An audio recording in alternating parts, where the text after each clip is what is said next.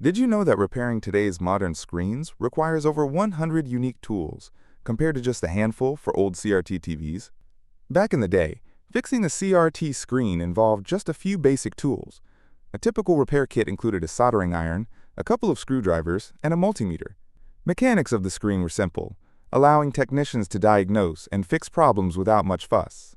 It was a straightforward process, where the knowledge of circuits and a steady hand were usually enough. The shift to LCD screens marked a significant change. These screens introduced new challenges and required precise tools like suction cups, anti-static brushes, and heat guns. Repairing an LCD is a detail-oriented task, each process more intricate than the last. Stick around because the next development changed the repair game even more. With OLED and QLED technology, repairs became even more advanced due to the delicate materials involved. These screens require micro-soldering skills and specialized adhesives.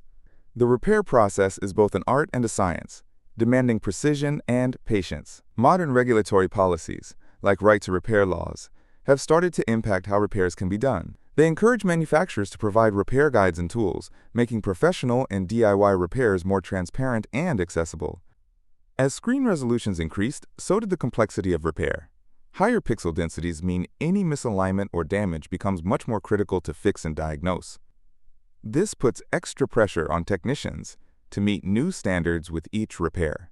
With shorter lifespans of modern screens, non-repairability leads to increased e-waste. However, DIY repair communities have emerged, offering guides and kits online.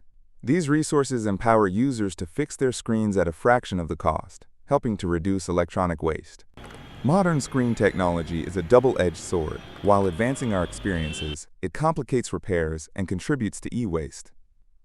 Consider how the right to repair laws and DIY solutions might change your next device decision.